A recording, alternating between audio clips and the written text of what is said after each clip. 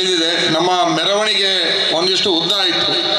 ಯುವಜನರ ಆವೇಶದಿಂದಾಗಿ ಆ ಬಿರು ಬಿಸಿಲಿನಲ್ಲಿ ನಡೆದು ಸುಸ್ತಾಗಿ ಬಹಳಷ್ಟು ಜನ ವಿಶ್ರಾಂತಿಗೆ, ಬಹುಶಃ ಹೆಣ್ಣುಮಕ್ಕಳು ಸಭೆಯಲ್ಲಿ ಭಾಗವಹಿಸಲಿಕ್ಕೂ ಕಷ್ಟ ಆಯಿತು ಅಂತ ನಮಗೆ ತಿಳಿದಿದೆ. ಅದರಿಂದಾಗಿ ಸಮಯ ನಾವು ತೀರ್ಮಾನ ಮಾಡಿದ ಪ್ರಕಾರ ಸಭೆಯನ್ನು ಮುಗಿಸ್ತೀವಿ. ಹಳ್ಳಿಗಳಿಗೆಲ್ಲ ಹೋಗ್ಲಿಕ್ಕೆ ಇದೆ. ಒಂದು ಬಹಳ ಪ್ರಧಾನವಾಗಿ ನಮ್ಮ DYFIನ ಅಖಿಲ ಭಾರತ ಅಧ್ಯಕ್ಷರಾದ ಎ ರಹೀಂ ಅವರು, ಪಾರ್ಲಿಮೆಂಟು ಸದಸ್ಯರು, ಭಾರತದ ರಾಜಕಾರಣದ ಬಗ್ಗೆ, ಇಂದಿನ ಸ್ಥಿತಿಯ ಬಗ್ಗೆ, ಕೇಂದ್ರ ಸರ್ಕಾರದ ಬಗ್ಗೆನೂ ಬಹಳ ಅದ್ಭುತವಾಗಿ ಮಾತಾಡಿದ್ದಾರೆ. ಹಾಗೆ ನಮ್ಮ ಕರ್ನಾಟಕದಲ್ಲಿ ನಮ್ಮಂಥ ಜನಪರ ಚಳವಳಿಗೆ ಒಂದು ಸ್ಫೂರ್ತಿಯಾಗಿ ಪ್ರೋತ್ಸಾಹವಾಗಿ ನಿಂತಿರುವಂಥ ನಮ್ಮ ಸನ್ಮಿತ್ರರು, ಹಿರಿಯ ಪ್ರಖ್ಯಾತ ನಟರಾದಂಥ ಪ್ರಕಾಶ್ ರೈ ಅವರು ಕೂಡ ಬಹಳಷ್ಟು ಸೂಕ್ಷ್ಮತೆಗಳನ್ನು ತೆರೆದಿಟ್ಟು ನಿಮ್ಮೆಲ್ಲರಿಗೂ ಒಂದು ಚಿಂತನೆಗೆ ಹಚ್ಚುವ ಭಾಷಣವನ್ನು ಮಾಡಿದ್ದಾರೆ. ಈ ಎಲ್ಲದರ ನಡುವೆ ನಾನು ಬಹಳಷ್ಟು ಮಾತಾಡಲಿಕ್ಕೆ ಹೋಗೋದಿಲ್ಲ.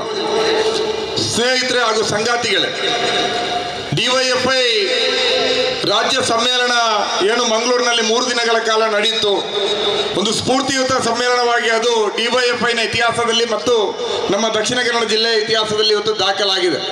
ಮೊನ್ನೆ ಉದ್ಘಾಟನೆ ಸಮಾರಂಭದಲ್ಲಿಯೂ ಕೂಡ ನಮ್ಮ ಸಭಾಂಗಣದಲ್ಲಿ ಕೂತ್ಕೊಳ್ಳಿಕ್ಕೆ ಸ್ಥಳಾವಕಾಶಗಳು ಲಭ್ಯ ಆಗದಷ್ಟು ದೊಡ್ಡ ಸಂಖ್ಯೆಯಲ್ಲಿ ಆಗಮಿಸಿ ಅಂದಿನಿಂದ ಇಂದಿನವರೆಗೂ ಕೂಡ 3 ದಿನಗಳ ಕೂಡ ನೀವು ನಮ್ಮ ಜೊತೆಗೆ ನಿಂತಿದ್ದೀರಿ. ನಮ್ಮ ಕರ್ತವ್ಯಗಳು ಇಷ್ಟಕ್ಕೆ ಮುಗಿಯುವುದಿಲ್ಲ.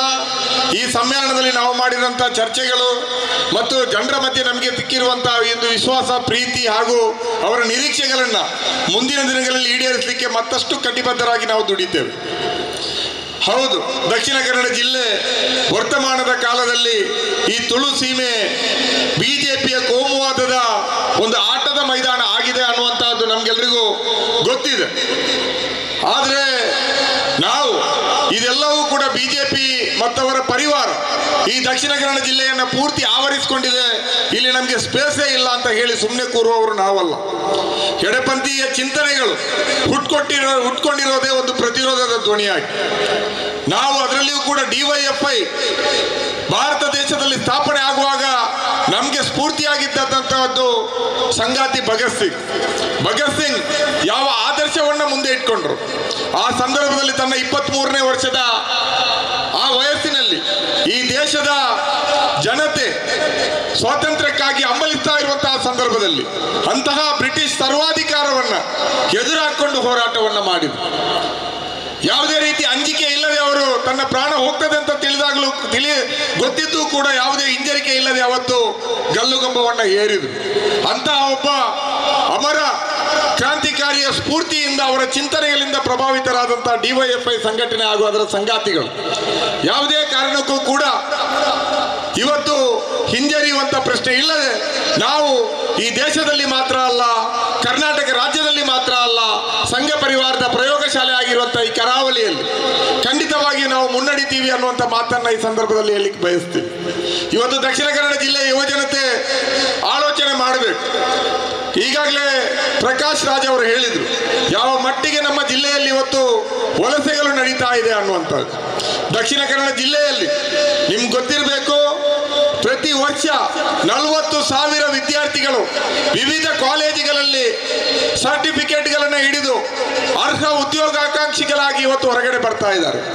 ಆದರೆ ಅದರಲ್ಲಿ 5% ಜನರಿಗೂ ಕೂಡ, 2,000 ಜನರಿಗೂ ಕೂಡ ಅವರ ಶಿಕ್ಷಣಕ್ಕೆ ತಕ್ಕುದಾದಂತಹ, ಅವರ ಅರ್ಹತೆಗೆ ತಕ್ಕುದಾದಂತಹ ಉದ್ಯೋಗ ಇವತ್ತು ಸಿಗ್ತಾ ಇಲ್ಲ ಅನ್ನುವಂಥದ್ದನ್ನು ಕೂಡ ನಾವು ಗಮನಿಸಲಿಕ್ಕೆ ಸಾಧ್ಯ ಆಗಬೇಕು.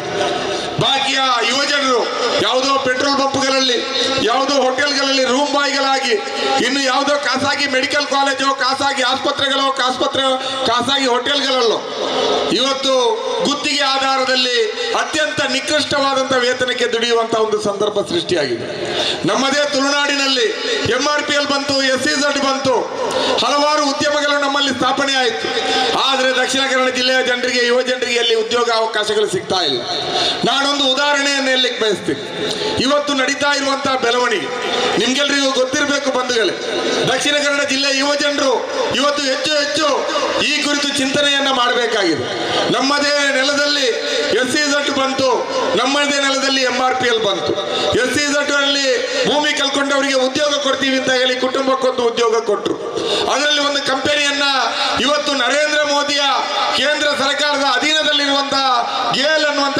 ಖರೀದಿ ಮಾಡಿದ ತಕ್ಷಣ ಅವ್ರು ಮಾಡಿದ ಕೆಲಸ ಏನು ಅಂದ್ರೆ, ಅಲ್ಲಿ ಕೆಲಸ ಮಾಡ್ತಾ ಇದ್ದ 200ರಷ್ಟು ದಕ್ಷಿಣ ಕನ್ನಡ ಜಿಲ್ಲೆಯ ಅದೇ SEZಗೆ ಅದೇ ಕೈಗಾರಿಕೆಗೆ ಭೂಮಿ ಕೊಟ್ಟಂತಹ ನಮ್ಮ ತುಳುನಾಡಿನ ಯುವ ಜನರನ್ನ ಇವತ್ತು ಕೆಲಸದಿಂದ ಕಿತ್ತು ಹಾಕಿರುವಂತದ್ದು. ಒಂದು ತಿಂಗಳಿನಿಂದ GL ಮತ್ತು SEZ ಕಂಪನಿಯ ಎದುರುಗಡೆ ಆ ತುಳುನಾಡಿನ ಯುವ ಜನರು ತಮ್ಮದೇ ಜಮೀನಿನಲ್ಲಿ ಇವತ್ತು ನಿರಾಶ್ರಿತರಾಗಿ ಉದ್ಯೋಗವನ್ನ ಕಳ್ಕೊಂಡು ಇವತ್ತು ಧರಣಿ ಕೂತಿದ್ದಾರೆ. ಎಲ್ಲಿದ್ದಾರೆ ನಮ್ಮ MP ನಳಿನ್ ಕುಮಾರ್ ಕಟೀಲ್? ಎಲ್ಲಿದ್ದಾರೆ ನಮ್ಮ ಶಾಸಕರುಗಳಾದ ಭರತ್ ಶೆಟ್ಟಿ? ಎಲ್ಲಿದ್ದಾರೆ ಶಾಸಕರುಗಳಾದ ವೇದವ್ಯಾಸ್ ಕಾಮತ್? ಎಲ್ಲಿದ್ದಾರೆ ಆ ಮೂಡಬಿದ್ರೆ ಕ್ಷೇತ್ರದ MLA ಉಮಾನಾಥ್ ಕೋಟ್ಯಾನ್? ಒಂದಕ್ಕೂ ಎರಡಕ್ಕೂ ಎದ್ದು ಬರ್ತಾರೆ ಅವರು. ಎಲ್ಲ ಒಂದು ಸಣ್ಣ ಪುಟ್ಟ ವಿದ್ಯಮಾನಗಳಾದ್ರೆ, ಒಂದು ಜರೋಜಾ ಸ್ಕೂಲ್ನಲ್ಲಿ ಅಲ್ಲಿಯ ಶಿಕ್ಷಕಿ ಒಂದು ಭಗಿನಿ ಬಂದು ಪಾಠ ಮಾಡುವಾಗ ಧರ್ಮ ನಿಂದನೆ ಮಾಡಿದ್ರು ಅಂತ ಒಂದು ಸೃಷ್ಟಿ ಮಾಡಿಕೊಂಡು ಆ ಶಾಲೆಯ ಗೇಟಿನ ಎದುರುಗಡೆ ಶಾಸಕ ವೇದವ್ಯಾಸ್ ಕಾಮತ್ 2 ದಿನಗಳ ಕಾಲ ಬಂದು ಅಲ್ಲಿ ಧರಣಿ ಕೂತ್ರು. ಆ ಶಿಕ್ಷಕಿಯನ್ನು ಮನೆಗೆ ಕಳುಹಿಸದೆ ನಾನು ವಿಧಾನಸಭೆ ಅಧಿವೇಶನಕ್ಕೆ ಹೋಗಲ್ಲ ಅಂತ ಹೇಳಿದ್ರು. ಇನ್ನೊಬ್ಬ ಶಾಸಕ ಭರತ್ ಶೆಟ್ಟಿ DDPI ಕಚೇರಿ ಎದುರುಗಡೆ ಧರಣಿ ಕೂತು ನಾನು ಶಾನು ಮತ್ತು ವೇದವ್ಯಾಸ್ ಕಾಮತ್ ಶಾಸಕ ಆಗಿ ಬಂದಿಲ್ಲ, ನಾವು ಹಿಂದೂಗಳಾಗಿ ಬಂದಿದ್ದೇವೆ, ನಮ್ಮ ಧರ್ಮಕ್ಕೆ ಅವಮಾನ ಆದ್ರೆ ನಾವು ಸುಮ್ಮನಿರಲ್ಲ ಅಂತ ಹೇಳಿದ್ರು. ಸ್ವಾಮಿ, GL ಕಂಪನಿ ಭೂಮಿ ಕೊಟ್ಟ ಮಣ್ಣಿನ ಮಕ್ಕಳನ್ನ ಕೆಲಸದಿಂದ ಕಿತ್ತು ಗೇಟಿನಿಂದ ಹೊರಗಡೆ ಹಾಕಿದಾರಲ್ಲ, ಅವರೆಲ್ಲರೂ ಕೂಡ ಈ ತುಳುನಾಡಿನ ಹಿಂದೂಗಳು. ಯಾಕೆ GL ಕಂಪನಿ SEZ ಗೇಟ್ ಎದುರುಗಡೆ ಭರತ್ ಶೆಟ್ಟಿ ಹೋಗ್ಲಿಲ್ಲ, ಉಮಾನಾಥ್ ಕೋಟ್ಯಾನ್ ಹೋಗ್ಲಿಲ್ಲ, ವೇದವ್ಯಾಸ್ ಕಾಮತ್ ಹೋಗ್ಲಿಲ್ಲ? ಪ್ರಶ್ನೆ ಮಾಡಿಕೊಳ್ಳಿ ತುಳುನಾಡಿನ ಯುವಜನರೇ. ನೀವು ನಮ್ಮ ಸಹೋದರರು, ನಾವು ಕೋಟಿ ಚೆನ್ನಯ್ಯರ ವಂಶದಿಂದ ಹುಟ್ಟಿಕೊಂಡು ಬಂದವರು. ಅದು ಹಿಂದೂ ಇರ್ಬೋದು, ಬ್ಯಾರಿ ಇರ್ಬೋದು, ಮೊಗವೀರ ಇರ್ಬೋದು. ಕೋಟಿ ಚೆನ್ನಯ್ಯರ ದಂಡಿನಲ್ಲಿಯೂ ಕೂಡ ಬ್ಯಾರಿ ಮುಸಲ್ಮಾನರು ಮತ್ತು ಬಿಲ್ಲವ ಯುವಕರು ಒಟ್ಟಾಗಿ ಹೋರಾಟವನ್ನು ಮಾಡಿದ್ದಾರೆ.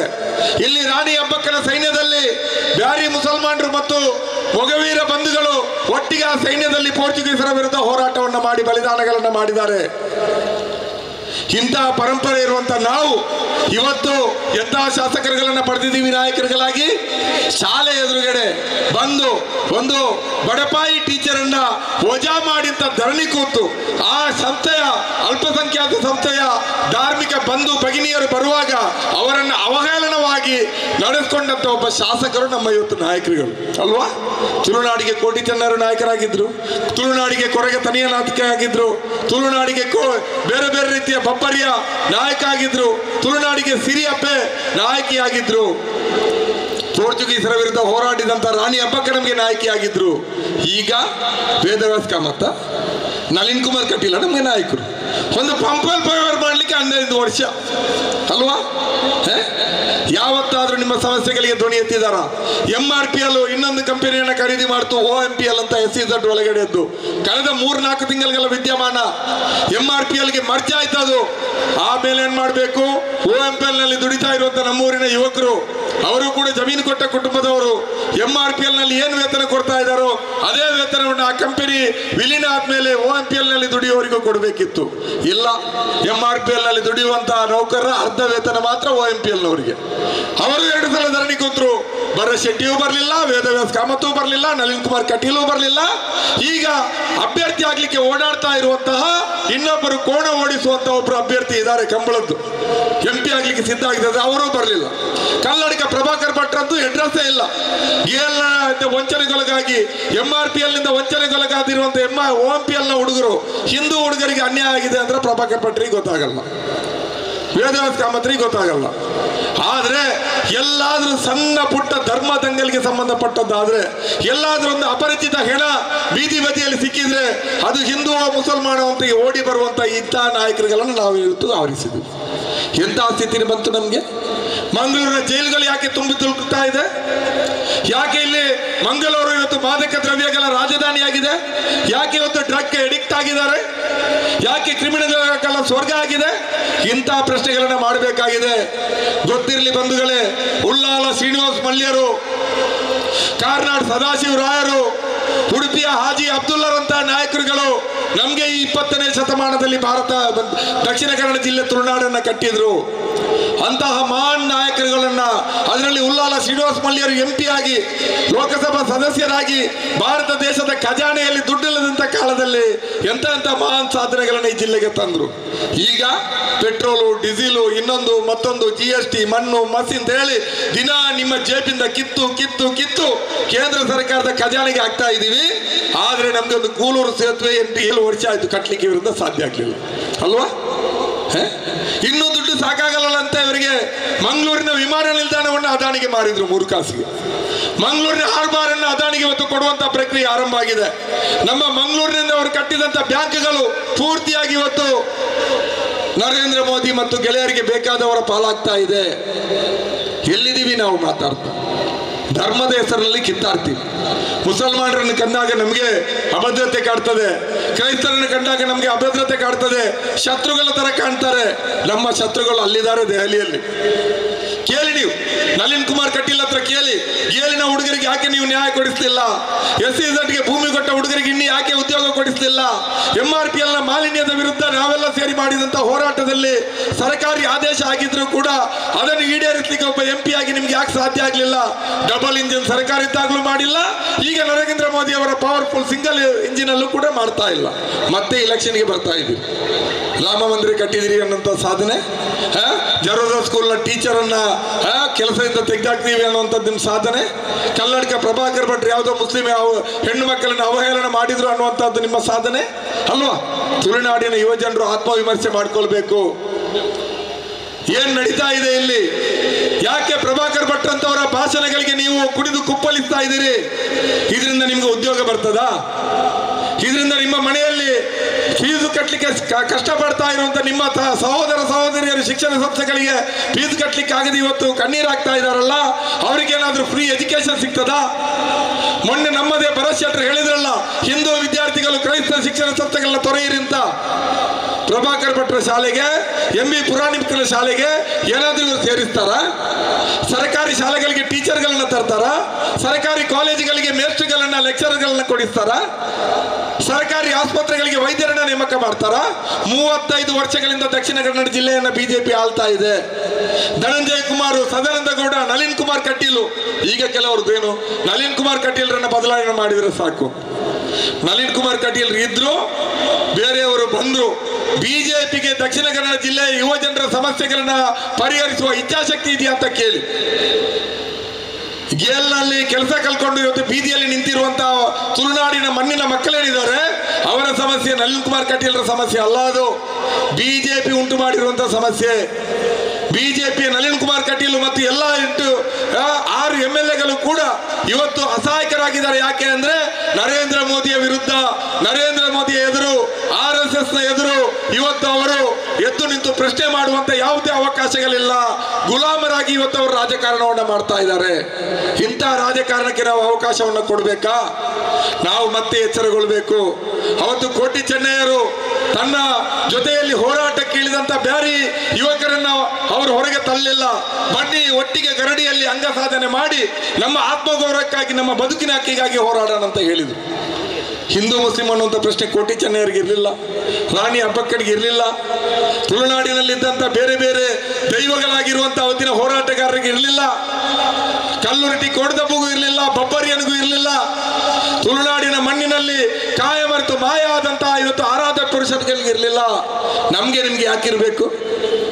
ಇಲ್ಲಿಯ ಬ್ಯಾರಿ ಮುಸಲ್ಮಾನರು ಇದೇ ಮಣ್ಣಿನಿಂದ ಹುಟ್ಟಿ ಬೆಳೆದವರು, ನಾವೆಲ್ಲರೂ ಅಣ್ಣ ತಮ್ಮಂದಿರಿದ್ದೀವಿ. ಅದರಿಂದಾಗಿ ನಮ್ಮ ಇವತ್ತು ಸವಾಲಿರುವಂತಹದ್ದು ಬೇರೆ. ಇವತ್ತು ದಕ್ಷಿಣ ಕನ್ನಡ ಜಿಲ್ಲೆಯಲ್ಲಿ ನಾವು ರಾಜಕೀಯ ಪ್ರಜ್ಞಾವಂತಿಕೆಯನ್ನು ಬೆಳೆಸ್ಕೊಳ್ಳಿಕ್ಕೆ ಸಾಧ್ಯ ಆಗಬೇಕು.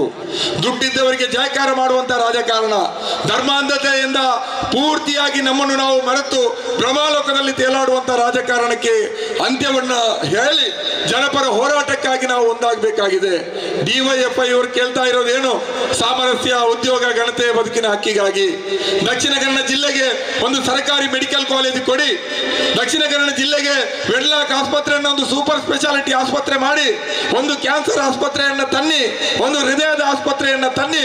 ಇಲ್ಲಿರುವಂತಹ ಜನಸಾಮಾನ್ಯರು ಇವತ್ತು ರೋಗ ರುಜಿನ ಬಂದ್ರೆ ತಮ್ಮ ಮನೆ ಮಠವನ್ನ ಮಾರಿ ಬಟ್ಟಿಗೆ ದುಡ್ಡು ತಂದು ಬೀದಿ ಪಾಲಾಗುವಂತಹ ಸ್ಥಿತಿ ಇದೆ.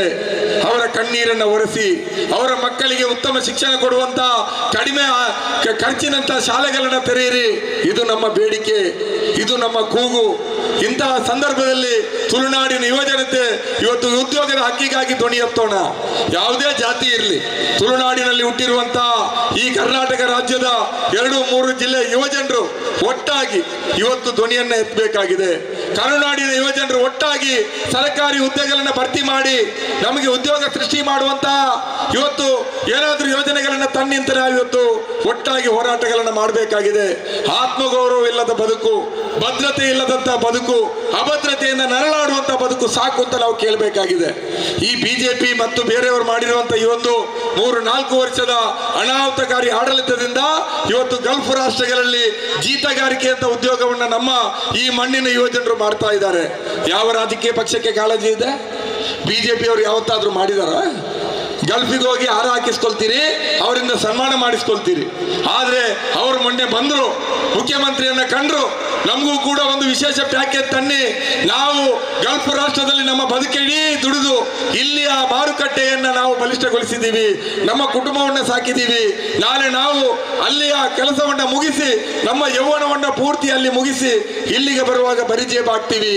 ನಾವು ಕಲಿಸಿರುವಂತ ವಿದೇಶಿ ವಿನಿಮಯ ಈ ಸರ್ಕಾರವನ್ನ ಈ ನಾಡನ್ನ ಬಲಿಷ್ಠಗೊಳಿಸಿದೆ. ನಮ್ಗೊಂದು ಪುನರ್ವಸತಿ ಪ್ಯಾಕೇಜ್ ಕೊಡಿ ಅಂತ ಕೇಳಿದ್ರು. ಕೇರಳ ಮಾದರಿಯದ್ದು ಕೊಡಿ ಅಂತ ಇಲ್ಲ. ಇಲ್ಲಿ ಒಬ್ಬ MLA-ಗಳಿಗೂ ಕೂಡ ಅದು ಕಾಳಜಿಯ ಪ್ರಶ್ನೆ ಅಲ್ಲ, ರಾಜಕೀಯ ಪಕ್ಷಗಳ ಅಜೆಂಡಾದಲ್ಲಿ ಅದು ಇಲ್ಲ. ಆದ್ರೆ DYFI ಕಳೆದ 8-10 ವರ್ಷಗಳಿಂದ ಈ ರೀತಿಯ ಗಲ್ಫ್ನಲ್ಲಿ ದುಡಿಯುವಂತಹ ನಮ್ಮ ಈ ನಾಡಿನ ಮಣ್ಣಿನ ಮಕ್ಕಳ ಏನಿದೆ ಅವರ ಶ್ರಮ, ಅವರಿಗೂ ಕೂಡ ಒಂದು ಪುನರ್ವಸತಿ ಪ್ಯಾಕೇಜ್ ಕೊಡಬೇಕು ಅನ್ನುವಂಥ ಬೇಡಿಕೆಯನ್ನು ಇಡ್ತಾ ಬಂದಿದ್ದೀವಿ. ನಿನ್ನೆ ನಮ್ಮ ರಾಜ್ಯ ಸಮ್ಮೇಳನದ ಸಮಾರೋಪಕ್ಕೂ ಮುಂಚಿತವಾಗಿ NRI-ಗಳಿಗೆ, ಕೊಲ್ಲಿ ರಾಷ್ಟ್ರಗಳಲ್ಲಿ ದುಡಿಯುವಂತಹ ನಮ್ಮ ನಾಡಿನ ಮಕ್ಕಳಿಗೆ, ಯುವಕರಿಗೆ ಅಥವಾ ಅಲ್ಲಿ ದುಡಿಮೆ ಮಾಡ್ತಾ ಇರುವಂತಹ ಜನರಿಗೆ ಒಂದು ಪುನರ್ವಸತಿ ಪ್ಯಾಕೇಜ್ ಅನ್ನ ಸರ್ಕಾರ ಘೋಷಣೆ ಮಾಡಬೇಕು ಅನ್ನುವಂತ ಒಂದು ನಿರ್ಣಯವನ್ನು ತಗೊಂಡಿದ್ವಿ. ಯಾವ ರಾಜಕೀಯ ಪಕ್ಷಗಳಿಗಿಂತ ಕಾಳಜಿ ಇದೆ? ಯಾವ ಸಂಘಟನೆಗಳಿಗೆ ಇಲ್ಲಿ ಆ ಕಾಳಜಿ ಇದೆ? ಧರ್ಮ ರಕ್ಷಣೆ ಅಂತ ಹೇಳಿ ಬಾವುಟಗಳನ್ನ ಕಟ್ಟಿ, ತಲೆಗೆ ಇನ್ನೇನೋ ಒಂದು ಪಟ್ಟಿಗಳನ್ನ ಕಟ್ಟಿ ಊರಿಡಿ ತಿರುಗಾಡುವವರು, ಕಂಬಳ ಇನ್ನೊಂದು ಮತ್ತೊಂದು ಉತ್ಸವಗಳಿಗೆ ಲಕ್ಷಾಂತರ ರೂಪಾಯಿ ಖರ್ಚು ಮಾಡಿ ಅಲ್ಲಿ ಅದನ್ನೆಲ್ಲ ಜನಪದ ಕಾರ್ಯಕ್ರಮಗಳನ್ನ, ಒಂದು ಉತ್ಸವವನ್ನ, ಒಂದು ಮೋಜಿನ ತಾಣಗಳನ್ನ ಮಾಡುವಂತ ಒಂದು ಭ್ರಮಾತ್ಮಕ ವ್ಯವಸ್ಥೆಯಲ್ಲಿ ಯುವಜನರು ಕಳೆದು ಹೋಗಬಾರ್ದು. ನಾವು ನಮ್ಮ ಬದುಕಿನ ಹಕ್ಕುಗಳಿಗಾಗಿ ಎಚ್ಚರಗೊಳ್ಳಬೇಕು. ನಮಗೆ ಆದರ್ಶ ಈ ಕಾಲದಲ್ಲಿ ಗೆದ್ದು ನಿಂತಿರುವಂತಹ MLA MP-ಗಳಲ್ಲ. ಅವರು ಬಹುಶಃ ಧರ್ಮ ದಂಗಲ್, ಕೋಮು ದ್ವೇಷ ಅಲ್ಲದೆ ಇದ್ದಿದ್ರೆ, ಮುಸ್ಲಿಮರ ಕ್ರೈಸ್ತರ ವಿರುದ್ಧದ ದ್ವೇಷದ ರಾಜಕಾರಣದ ಅಲ್ಲದೆ ಇದ್ದಿದ್ರೆ ಬಹುಶಃ ನಳಿನ್ ಕುಮಾರ್ ಕಟೀಲ್, ಭರತ್ ಶೆಟ್ಟಿ, ವೇದವ್ಯಾಸ್ ಕಾಮತ್ತು MP MLA ಬಿಡಿ, ಗ್ರಾಮ ಪಂಚಾಯತ್ ಸದಸ್ಯರು ಆಗ್ತಾ ಇರಲಿಲ್ಲ ಅಂತ ನಾನು ಹೇಳಲಿಕ್ಕೆ ಬಯಸ್ತೀನಿ. ಅಂತವರನ್ನ ನಾಯಕರಾಗಿ ಅನುಸರಿಸೋದು ಬೇಡ. ನಮಗೆ ಇದೇ ಜಿಲ್ಲೆಯಲ್ಲಿ ಕೋಟಿ ಚೆನ್ನಯ್ಯರಿದ್ದಾರೆ, ಇದೇ ಜಿಲ್ಲೆಯಲ್ಲಿ ಸಿರಿ ಇದ್ದಾರೆ, ಇದೇ ಜಿಲ್ಲೆಯಲ್ಲಿ ನಮಗೆ ಬೇಕಾದಷ್ಟು ಕೊಡಗತನಿಯ ಇರ್ಬೋದು, ರಾಣಿ ಹಬ್ಬಕ್ಕ ಇರ್ಬೋದು, ಟಿಪ್ಪು ಸುಲ್ತಾನ್ ಇರ್ಬೋದು, ಅಮರಸುಲ್ಯ ದಂಗೆಯ ವೀರ ನಾಯಕರು ಇರ್ಬೋದು, ಇದೇ ಕೈಯೂರಿನಲ್ಲಿ ಬ್ರಿಟಿಷರ ಆಡಳಿತದ ಸಂದರ್ಭದಲ್ಲಿ ಮಂಗಳೂರಿನಲ್ಲಿ ಮರಣದಂಡನೆ ಶಿಕ್ಷೆಗೊಳಗಾದಂತ ಕೈಯೂರಿನ ಯುವಜನರು ಇರ್ಬೋದು. ಇವರೆಲ್ಲರೂ ನಮಗೆ ನಾಯಕರು, ಇವರೆಲ್ಲರೂ ಮಾದರಿ. ಅವರ ದಾರಿಯನ್ನು ಅನುಸರಿಸೋಣ, ಅವರ ಆದರ್ಶಗಳನ್ನ ಎತ್ತಿ ಹಿಡಿದು ಮುನ್ನಡೆಯೋಣ ಅನ್ನುವಂಥ ಮಾತುಗಳನ್ನ ಹೇಳುತ್ತಾ ಇವತ್ತಿನ ಈ ಸಮ್ಮೇಳನ 3 ದಿನಗಳ ಕಾಲ ಜನರ ಮಧ್ಯೆ ಗಮನ ಸೆಳೆಯುವ ರೀತಿಯಲ್ಲಿ ನಡೆದಿದೆ. ಮನೆಗಳಲ್ಲಿ ಚರ್ಚೆ ಆಗಿದೆ. ಖಂಡಿತವಾಗಿಯೂ ನೀವಿಟ್ಟ ನಂಬಿಕೆಗಳನ್ನು ನಾವು ಹುಸಿಗೊಳಿಸೋದಿಲ್ಲ. ಮುಂದಿನ ದಿನಗಳಲ್ಲಿ ಇನ್ನಷ್ಟು ದೃಢವಾಗಿ ಹೋರಾಟವನ್ನು ಮಾಡ್ತೀವಿ. ಈ ತುಳುನಾಡಿನ ಪರಿಸರ, ಈ ಕರ್ನಾಟಕ ರಾಜ್ಯದ ಯುವಜನರ ಬದುಕು, ಇಲ್ಲಿನ ಎಲ್ಲಾ ಬೇಡಿಕೆಗಳು ಪರವಾಗಿ ಶಿಕ್ಷಣ, ಉದ್ಯೋಗ, ಆರೋಗ್ಯದಂತ ಪ್ರಶ್ನೆಗಳ ಮೇಲೆ ನಾವು ಬಲಿಷ್ಠವಾದಂತಹ ಹೋರಾಟವನ್ನು ಸಾಮೂಹಿಕವಾಗಿ ಕಟ್ಟುವಂತ ಪ್ರಯತ್ನವನ್ನು ಮಾಡ್ತೀವಿ. ಧರ್ಮಾಧಾರಿತವಾಗಿ ಮಾಡಿತಾ ಇರುವಂತಹ ಈ ರಾಜಕಾರಣದ ಎದುರಾಗಿ, ಕೋಮುವಾದದ ಎದುರಾಗಿ, ಯುವಜನರುಗಳನ್ನ ಕ್ರಿಮಿನಲ್ಗಳನ್ನಾಗಿ ಮಾಡುವಂತಹ ರಾಜಕಾರಣದ ಎದುರಾಗಿ ನಾವೆಲ್ಲರೂ ಜೊತೆಯಾಗಿ ಹೆಜ್ಜೆ ಹಾಕೋಣ. DYFI ಮುಂದಿನ ದಿನಗಳಲ್ಲಿ ಇನ್ನಷ್ಟು ದೃಢವಾಗಿ ಇಂತಹ ಹೋರಾಟಗಳಲ್ಲಿ ಮುಂಚೂಣಿಯನ್ನು ನಿಲ್ತದೆ ಅನ್ನುವಂಥ ಮಾತನ್ನು ಹೇಳಿ ನನ್ನ ಅಧ್ಯಕ್ಷೀಯ ಮಾತುಗಳನ್ನ ಕೊನೆಗೊಳಿಸ್ತೀನಿ. ಇನ್ಕುಲಾಬ್ ಜಿಂದಾಬಾದ್.